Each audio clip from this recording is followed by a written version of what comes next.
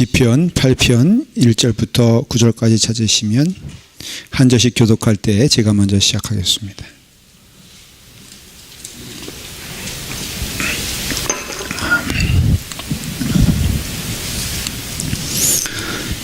찾으신 줄 믿고 한 절씩 교독할 때 제가 먼저 시작하겠습니다.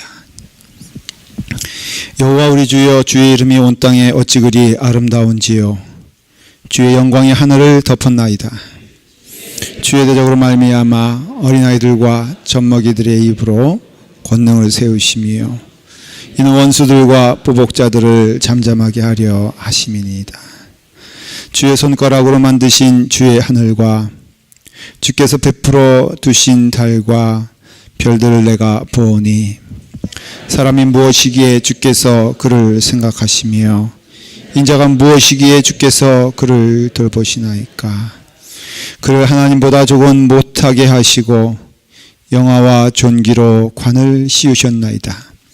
주의 손으로 만드신 것을 다스리게 하시고 만물을 그의 발 아래에 두셨으니 곧 모든 소와 양과 들짐승이며 공중의 새와 바다의 물고기와 바닷길에 다니는 것이니이다. 다 같이 읽겠습니다.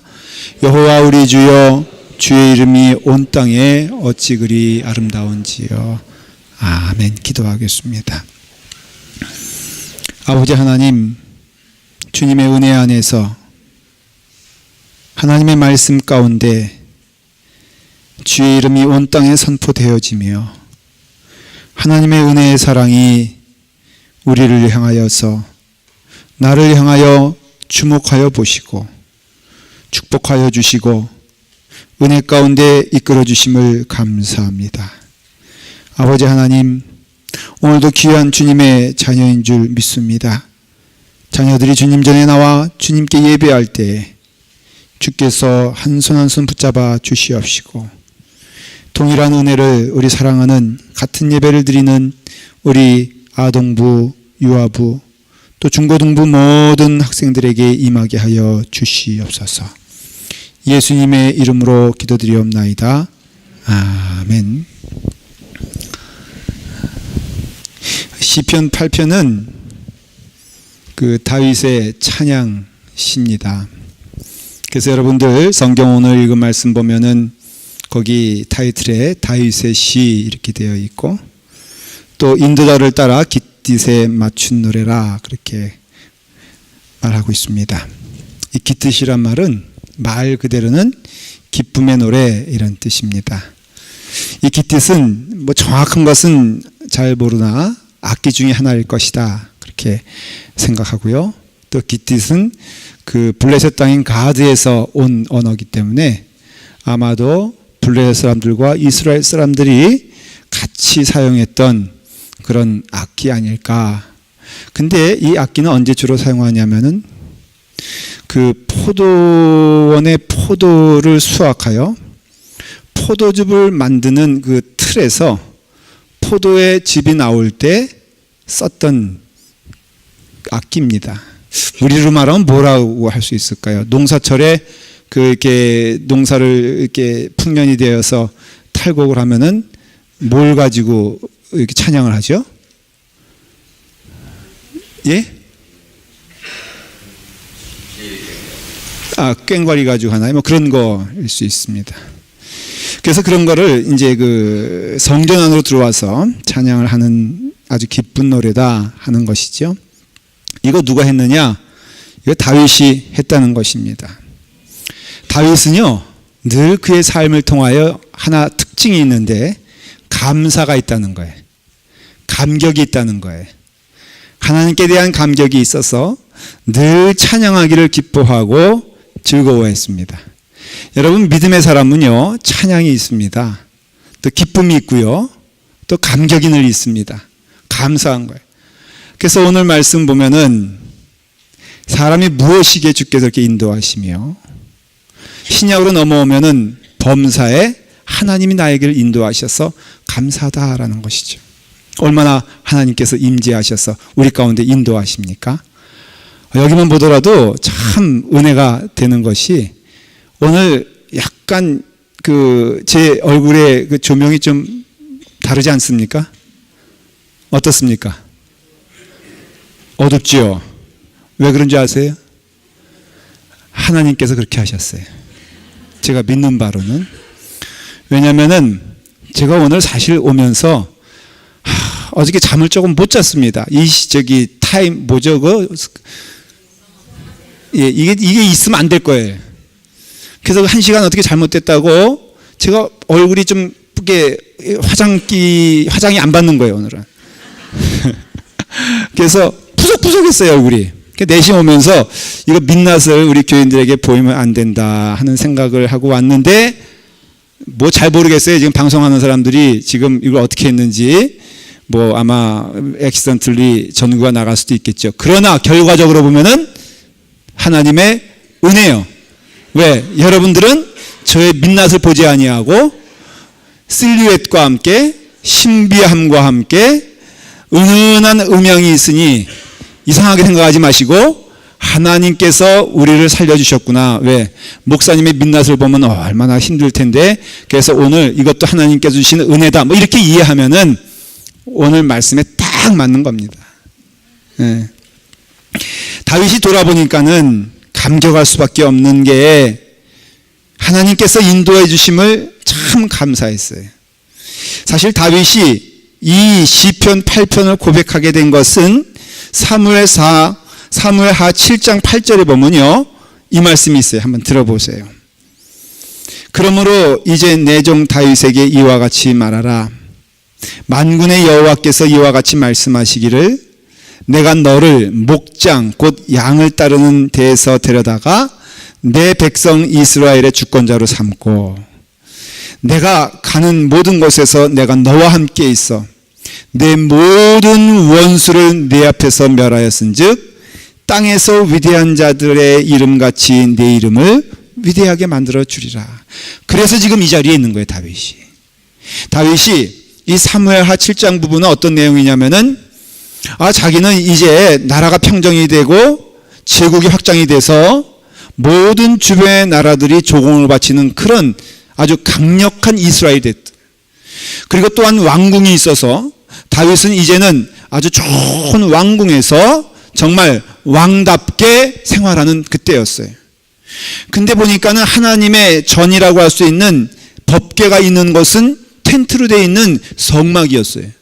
그러니까 늘 마음 가운데 자기는 편하고 좋은 곳에서 있는데 마치 하나님은 저 말구유 같은 곳에서 있으니 그 마음 가운데 늘 그것이 죄송하고 부담스러워서 하나님께 하나님 제가 이제 하나님의 전을 좀 건축하겠나이다. 그럴 때 하나님께서 내가 거처가 없어 너에게 거처를 요구하느냐?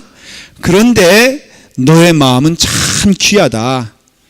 너를 통해서는 성전을 허락하지 않지만은 그러나 너의 마음의 성전은 내가 기쁜 마음으로 받아주마라고 하면서 하신 말씀이 내가 너를 목장 시골에서 그 양떼들과 함께 뒹굴던 목자에서 이제는 내 백성 이스라엘의 주권자로 삼아 왕을 삼아주지 않았느냐.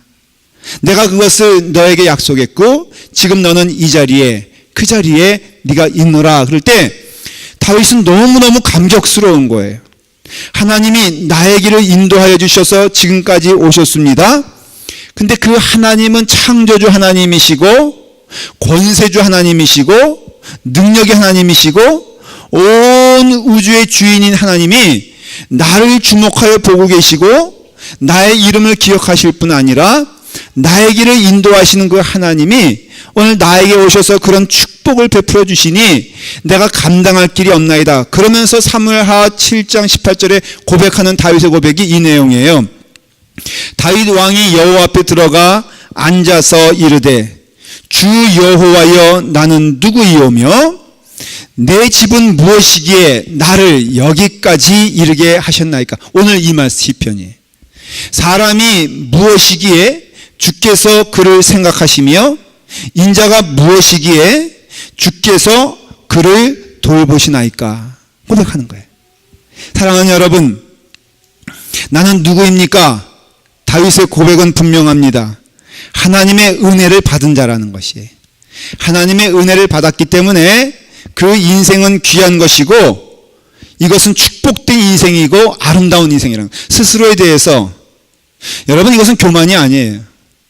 우리 믿는 자들은 자신에 대하여 결국은 은혜 받은 자로서 고귀한 자임을 기억하셔야 합니다. 그것은 오직 하나님께서 나와 함께 하시며 인도하시며 이끌어갈 때 주시는 축복이기 때문에 여러분 삶 가운데 가장 귀한 일은 무엇이냐면은 하나님이 그와 함께 동행하며 그래서 잠언 3장 6절에 보면은 너는 범사에 그를 인정하라 그리하면 내 길을 지도하시리라. 물론 하나님의 은혜가 다 우리에게 임하는 것은 맞습니다. 사실입니다. 그러나 여러분들의 삶을 통하여 범사에 하나님을 인정하는 자 하나님께서 그 길을 이끌어 주시고 인도하여 주신다는 약속이 범사에 그를 인정하는 자에게 임하게 되며 지금 다윗은 고백합니다. 주여 주의 이름이 온 땅에 어찌 그리 아름다운지요 주의 영광이 하늘을 덮었나이다. 많은 그 시대에 사람들이 있었어요. 다윗만 있겠습니까? 다윗의 신하들도 있었습니다. 백성들도 있습니다. 또한 주변에 이방 나라들도 있습니다. 그런데 유독 다윗만은 봤다는 것이에요. 온 땅 위에 하나님이 계시며 온 땅 위에 하나님이 주인 되시고 달과 별과 해를 창조하신 그 하나님께서 나와 지금 함께 하신다라고 하면서 하나님을 본 거예요. 이것은 다윗의 신하들도 본 것이 아니고 주변의 나라들도 본 것이 아닌데 유독 다윗에게만 보여졌다는 뜻은 다윗이 범사에 하나님을 인정하니까는 하나님의 영광이 그에게 임하였다라는 것이에요. 오늘 말씀의 주제는 근본적인 질문 두 가지입니다. 첫째는 하나님은 대체 누구이신가? 두 번째는 하나님 앞에 서 있는 나는 대체 누구인가에 대한 질문의 답이에요. 먼저 하나님은 누구이십니까? 하나님은요 찬송을 받으시기에 합당하신 분입니다. 하나님은요 영광을 받으시기에 넉넉하신 하나님이십니다. 그러니까 우리는 무엇을 해야 되느냐? 하나님을 찬양해야 돼요. 하나님을 기뻐하며 범사에 나의 길에 인도하시는 그 하나님께 순종하는 것이 참으로 우리에게는 기쁘고 축복된 삶이라 하는 것을 말해주고 있는 것이에요. 루이 14세가 있어요. 여러분 루이 14세가 4살 때 왕이 됐어요. 야 정말 대단하지 않습니까? 이 인물인 게 4살 때 왕이 돼서 몇 년 동안 왕노를 했냐면은 72년 동안 왕노를 했어요. 그러니까 대강 이 사람은 언제 죽었다? 몇 살에 죽었다? 이것도 한참 계산해야 되죠. 다시 한 번 말할게요. 4살에 왕이 됐는데 72년 동안 프랑스를 통치하고 죽으셨어요. 저는 돌아가셨단 말을 하고 싶지 않아요. 이 사람에 대해서. 죽으셨어요. 몇 살에 죽으셨을까? 예, 76살에 죽으셨어요. 아유 목사님 그 당시는요 평균 연령이 35세예요. 그러니까는 그 당시에 태어났으면 35세 이상 되신 분들은 다 인생 덤으로 사는 거예요. 그러니까 그 가운데 76세의 인생이 마감되고 가장 프랑스가 강력했던 때가 루이 14세 때예요. 그래서 루이 14세가 너무 나라가 강대해지니까는 사람이 어때요? 교만해지잖아요. 그래서 그렇게 말했잖아요. 짐은 곧 뭐라고요? 국가다. 그러니까 짐은 곧 국가다라는 사람 치고 제대로 죽은 사람이 없거든요. 그러니까는 짐은 곧 국가다. 다시 말하면은 자기가 하나님이다. 뭐 이런 뜻도 된다는 것이죠. 그러니까 이 사람이 이제 죽는 걸 인정하고 싶지 않았어요. 근데 죽음이 있어요. 그래서 이 사람은요 치밀하게 자기의 죽음을 준비를 합니다. 어떻게 준비하냐?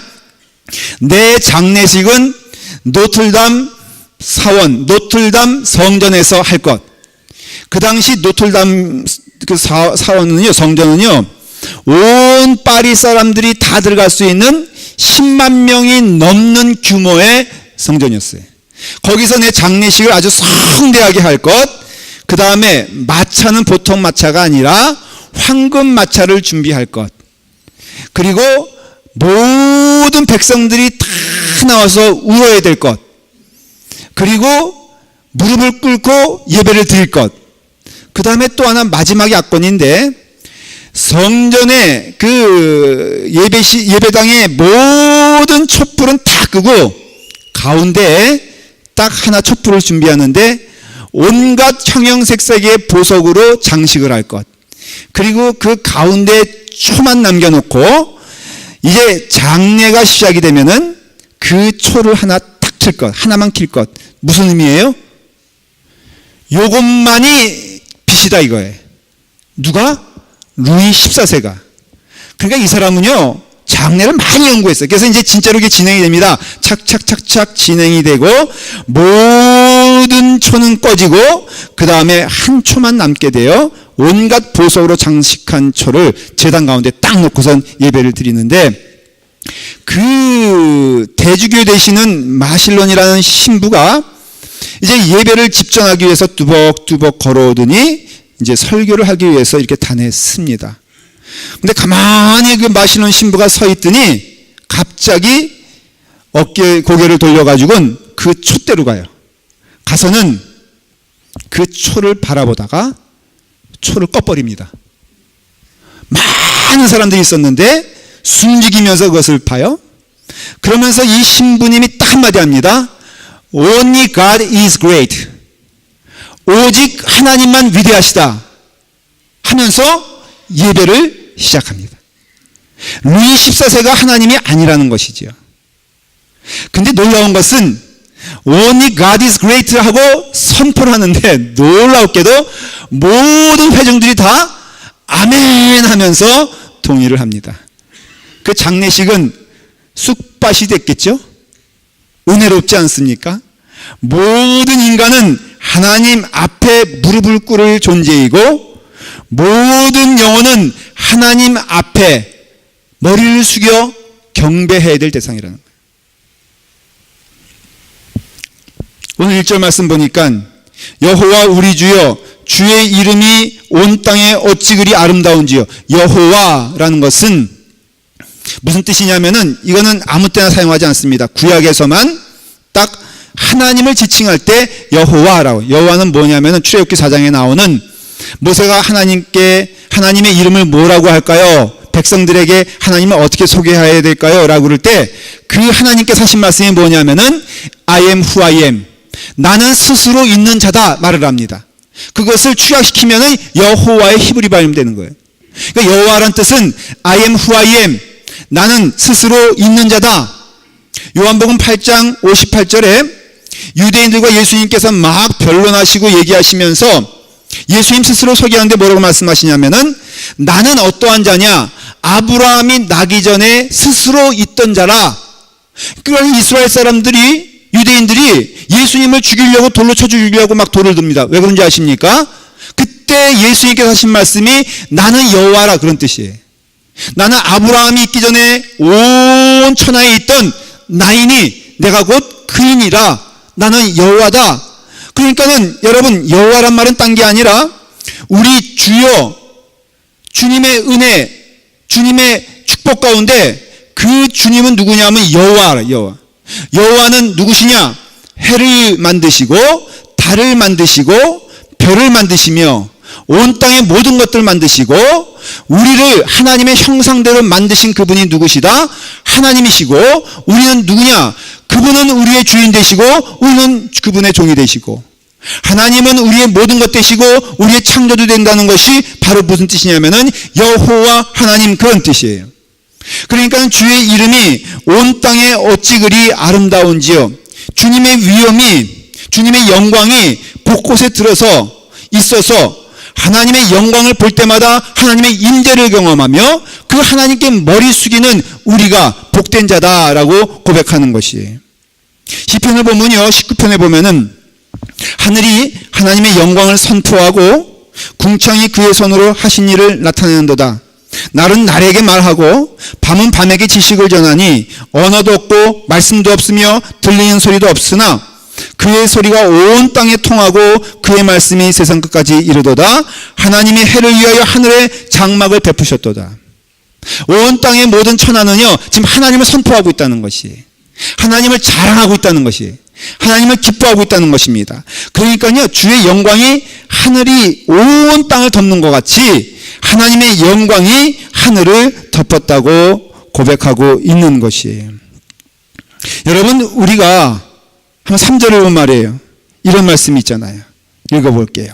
주의 손가락으로 만드신 주의 하늘과 주께서 베풀어 두신 달과 별들을 내가 보오니.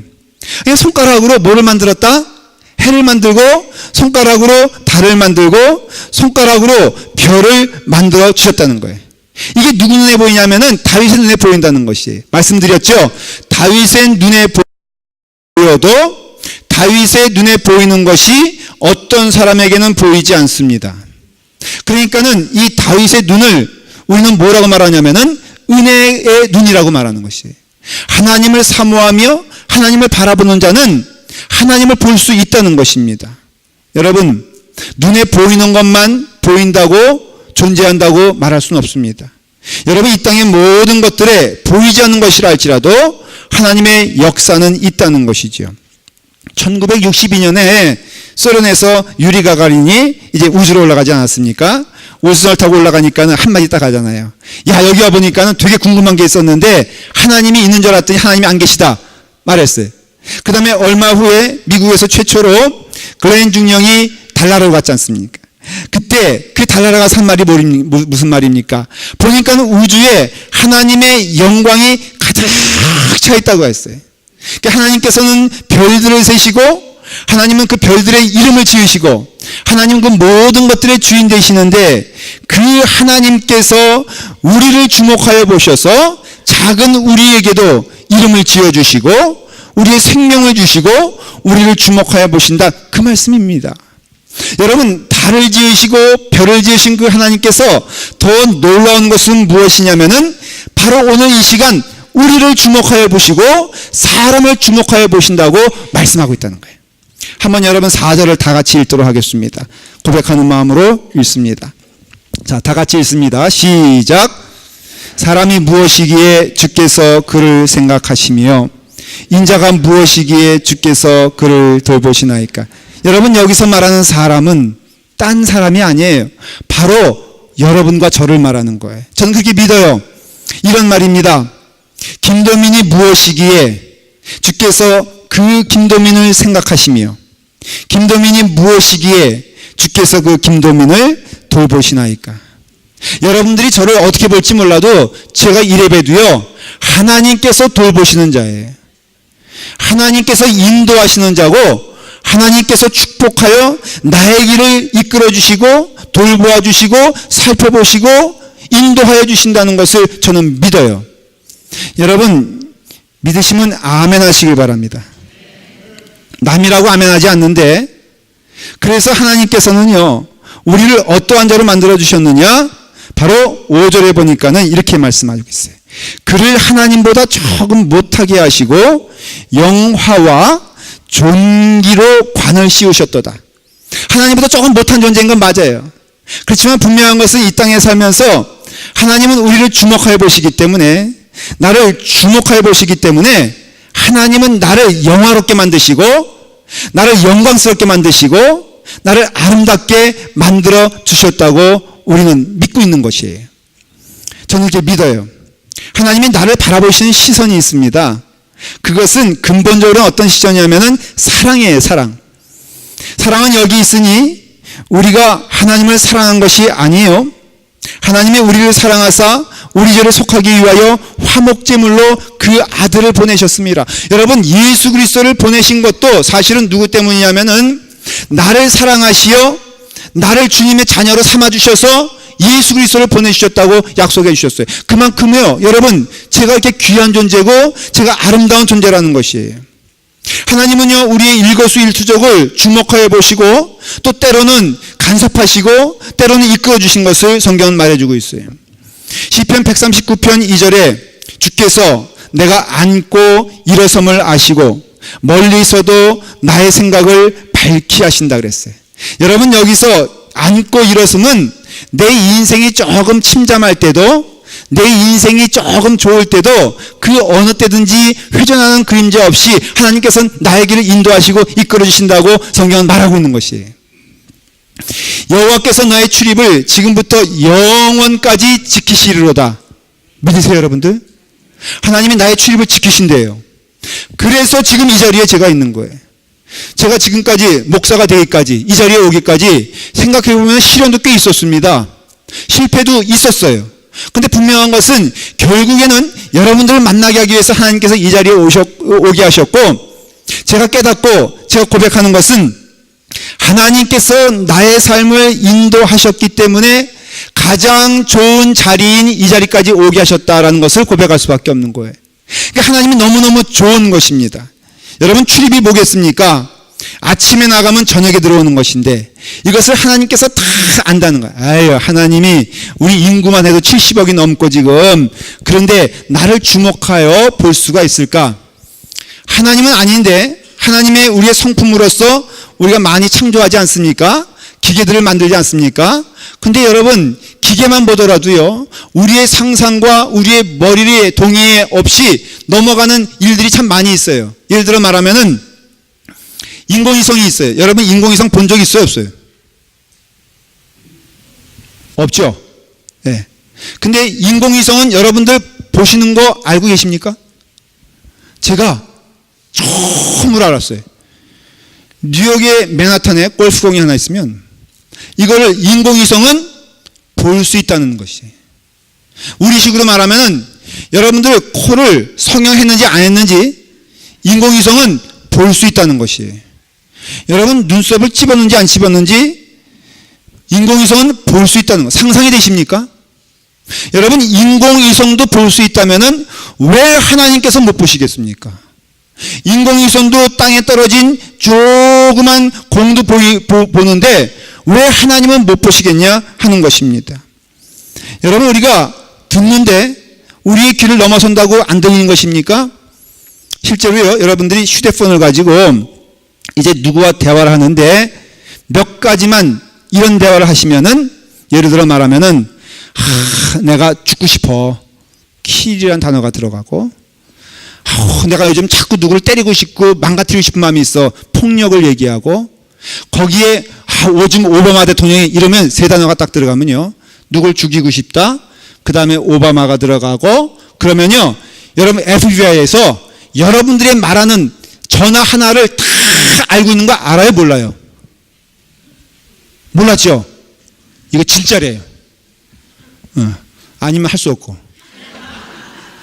근데요, 여러분들이 하는 말들을 막 세상에 전파 흐트러져 있는 이것들을 세상에 어디에서는요, 딱 잡아가지고 이게 무슨 내용인지를 알 수 있다는 거예요. 여러분, 세상의 기계도 그럴 수 있다면은 하나님은 못 그러시겠습니까? 그리고 하나님께서는요, 우리의 일거수일투족을 살펴보시고 인도하여 주시고 이끌어 주셔서 하나님이 늘 함께 하시고 이끌어 주시는 축복이 우리 가운데 있다고 말씀하고 있는 거예요. 그래서요, 베드로전서 2장 9절에 보면은 그러나 너희는 택하신 족속이요 왕같은 제사장들이요 거룩한 나라요 그의 소유가 된 백성이니 이는 너희를 어두운 가운데서 불러내어 그의 기이한 빛에 들어가게 하심이라 말씀하고 있어요. 사랑하는 여러분들이 지금 이 자리에 오기까지 하나님의 인도하심으로 오신 거예요.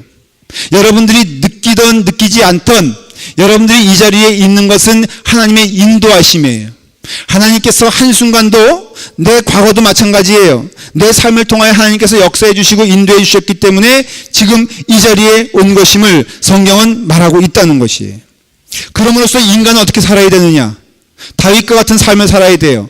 늘 주목하여 하나님을 바라보며 늘 귀를 열어 하나님의 음성에 귀를 기울이고, 아침에 일어나서 하나님이 인도해 주시는 것 믿고, 저녁에 잠잘 때까지라도 하나님께서 이끄시는 것을 믿고, 범사의 어느 길을 가든지 하나님을 인정하며 하나님을 고백하는 삶이 복된 삶이라고 말하고 있어요. 다윗은요, 자기에게 명예가 있었지만 명예가 아니었어요. 자기에게 재물이 있었지만 재물이 아니었어요. 자기에게 권세가 있었지만 권세가 아니었어요. 자기에게 땅이 있었지만 땅이 아니었어요. 오직 그의 삶을 통하여서 내가 목동일 때부터 하나님이 나를 인도하여 주셔서 지금까지 나를 영화롭게 하셨사오니 이제는 나의 시선과 나의 마음이 1절에 고백하는 것처럼 주의 이름이 온 땅에 어찌 그리 아름다운지요 주의 영광이 하늘을 덮었나이다. 여호와 우리 주여 주의 이름이 온 땅에 어찌 그리 아름다운지요. 여러분 24시간 하나님께서 인도하심을 믿는 다윗의 고백이 우리의 고백이 되어야 될 줄 믿습니다. 24시간 함께 한다는 것이, 동행한다는 것이에요. 눈에 안 보여도 하나님이 함께 하시는 것을 체험할 수 있다는 것. 육신적으로도 말이에요. 여러분 연애를 하면은 세상이 달라 보입니다. 그렇지 않습니까? 한번 물어볼게요. 연애를 하면은 24시간 그 좋은 사람이 나와 함께 있는 것 경험했어 못했어요? 그러니까는 장가를 못 가는 거예요. 네. 제가 보니까는 이런 사람이 있더라고요. 자는데, 군대에서 있었는데, 자는데, 보니까는 여자 사진을 이렇게 꼭 품에 안고 자는 거예요. 보니까 자기 애인이요. 내가 그거 왜 그렇게 안고 자냐 그러니까는 이렇게 안고 자면은 꼭 함께 있는 것처럼 느껴진다는 것이에요. 24시간 주님과 동행한다면은 여러분 달라 보이지 않습니까? 24시간 하나님께서 나와 함께 하시면은 달라 보이지 않습니까? 이것이 바로 은혜라는 것이에요. 3절 보십시오. 그를 하나님보다 조금 못하게 하시고 영화와 존귀로 관을 씌우셨나이다.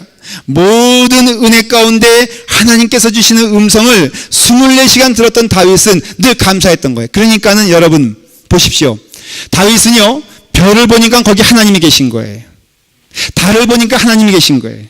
더 놀라운 것은 사람이 무엇이건데 아니 그 달을 지으시고 별을 지으신 그 하나님께서 나를 지으시고 나를 주목하여 보신다는 것을 생각하면은 너무너무 감격스러운 거예요. 만일 이것을 깨닫기 원한다면은 오늘도 늦지 않았습니다. 오늘 밤에 짐 싸들고 저기 사막 멀지도 않아요. 팜스프링스 가는 중간에 텐트 쳐놓고 한번 가보십시오.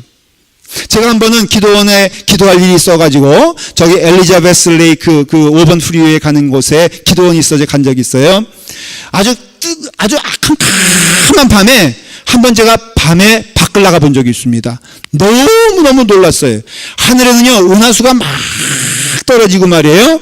그 다음에 별들이 반짝반짝반짝하고 말이에요. 그 다음에 이렇게 막 모든 것들이 아주 휘황찬란하게 교향곡으로 아름답게 하늘을 수놓고 있는데 거기서 하나님이 뭐라고 그러시냐면은 하나님께서 나를 사랑하고 계시다라는 것을 말씀하고 계신 거예요.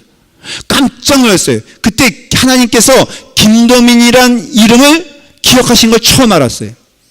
근데 그것은 다윗은 들었어요. 여러분 우리 가운데 은혜가 넘치는 말이에요. 하나님의 은혜가 우리 가운데 풍성하면은 모든 것들이 다 보이기 시작합니다. 하나님께서 주시는 은혜 가운데 우리의 과거를 보면 제가 은혜 받았어요.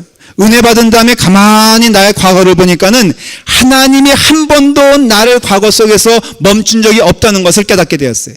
실태라 같이 풀리는 거예요. 우리 집사람을 만난 것, 어느 교회에 부임하게 된 것, 여기 이 자리에 여러분들 만난 것까지 하나님께서 다 인도하심을 고백할 수밖에 없다는 것이에요. 은혜의 눈이 띄어야 됩니다. 하나님을 마음 가운데 영접을 하고 하나님께서 주시는 음성을 듣게 되면은 그 모든 것에 있어서 하나님의 24시간 나와 함께 이끌어 주신다는 것을 깨닫게 되는 것이에요. 은혜를 통해서 보면은 모든 길이 다 보입니다. 은혜를 통해서 보지 않으면은 모든 일들이 다 엉켜갑니다. 제가 전도사일 때 모곡이란 곳, 청평 넘어 모곡이란 곳에 우리 중고등부 학생들을 한 60명 정도 데리고 수련회를 갔습니다. 교사까지 합해서 한 70명 됐던 것 같아요. 거기 모곡국민학교라는 것을 빌려가지고 수련회 장소로 수련회를 하고 하루 프로그램이 뭐였냐면은 이제 강가에서 야영하여 하룻밤 자는 프로그램이 있었어요. 그래서 이제 그 모곡강이라는 곳이 있는데 이 국민학교는 여기 있어서 이제 나룻배를 한 2개 빌려가지고 그 강을 이제 건너서 건너편에 백사장이 있었으니까는 이제 70명을 하나하나 그 나룻배로 다 옮겼습니다. 70명이 왔습니다. 이제 나룻배는 돌아갔어요. 이제 돌아가니까 이제 돌아오지 않아. 내일 아침까지. 그래서 이제는 텐트를 치고서 은혜롭게 잘 이제 캠프파이어를 준비하는데 세상에 약속한 교사 텐트를 가지고 오기로 한 교사가 자기 몸만 오고 텐트는 안 가져온 거예요.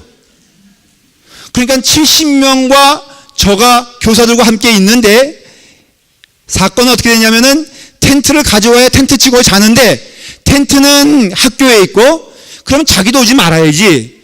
자기는 왔어요. 얼마나 밉던지 지금도 제가 미워해. 전씨거든 그 사람이. 근데 문제는 나를 빼는 갔죠. 그러니까 제 마음 가운데 너무너무 불편한 거예요. 원망스러운 거예요. 그 전씨 선생님만 보니까 더욱더 부글부글 끓고 미워하고 원망하는데 또 그 전씨는 또 뭐라고 말하냐면은 아이 뭐 할 수 없죠. 아니 할 수 없는 건 자기가 할 수 없는 거지. 70명이 다 노숙하게 되었는데 근데 여러분 그 70명의 학생들이 이러는 것이에요. 아우 너무너무 좋다. 모닥불 필 수 있는 좋은 기회네. 나무를 구워오기 시작합니다. 너무 좋다. 우리 서로 붙어있으니 얼마나 좋아. 옹기종기 모이기 시작합니다. 그래서 찬송을 부르는데요. 내 마음은 정말 불편한데 그들의 마음 가운데에는 이게 얼굴이 은혜가 넘치는 거예요.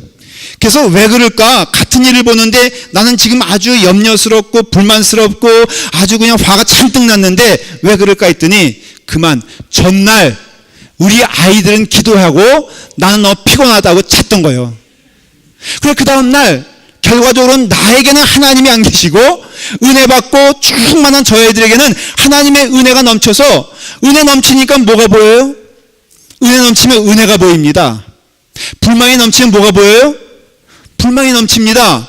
화가 넘치면 뭐가 보여요? 화가 넘칩니다. 이게 성경의 원리예요.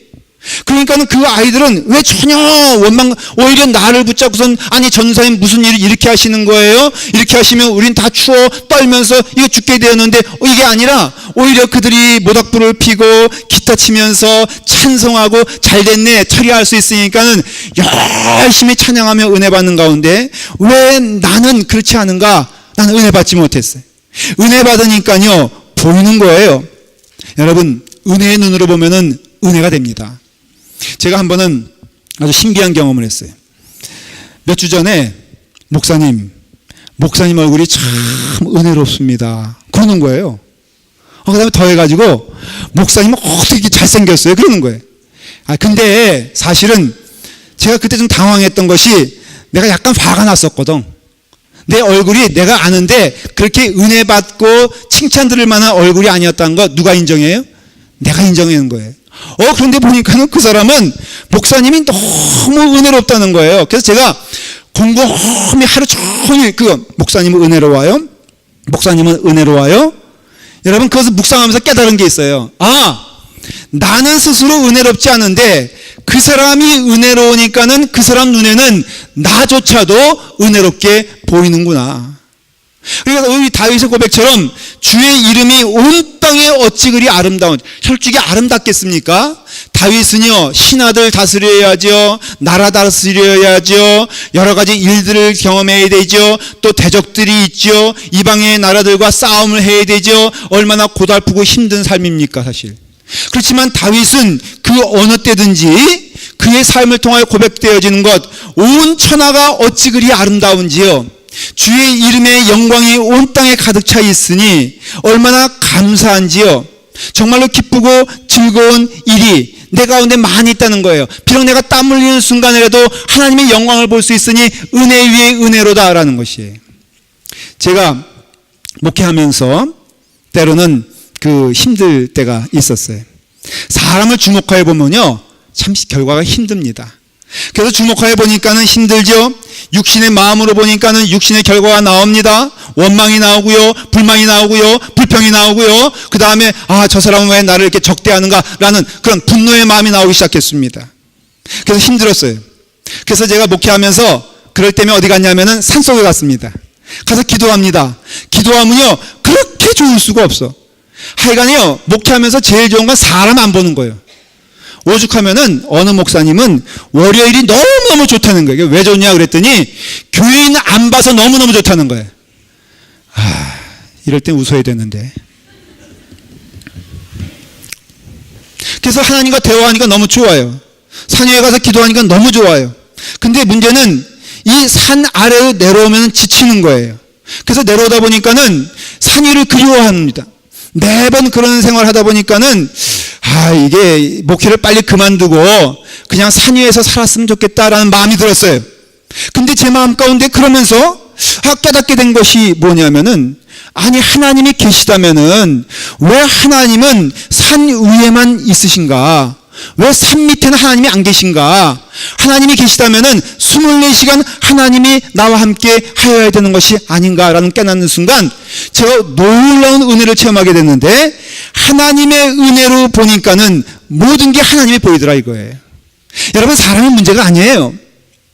환경의 문제가 아니에요. 하나님의 은혜가 내게 임하여 하나님을 볼 수 있다면은 하나님이 만드신 그 모든 피조물들은 다 아름다운 거예요. 사람이 무엇이건대 하나님께서 그를 영광스럽게 만들어주시고, 인자가 무엇이기에 주께서 그를 돌봐주시나이까. 그 인자는요, 나뿐이 아니라 여러분들도 되는 거예요. 하나님의 가장 영광스러운 창조물은 무엇이냐면은 사람이에요. 그래서 우리 또한 하나님의 은혜의 눈으로 보면은 사람이 보이고요, 사람을 보게 되면은 하나님의 은혜의 눈으로 보게 되면은 축복의 은총이 우리 가운데 넘치게 된다는 것이, 사랑하는 여러분, 하나님의 눈이 회복되어지길 간절히 축원합니다. 이란에 선교사로 갔던 바우만 선교사님이 이런 경험을 해요. 간첩죄로 갇혀가지고요, 이란에 가서 감옥에 9주 동안 고문을 당하게 됩니다. 너무너무 힘든 잔인한 고문을 당하게 돼요.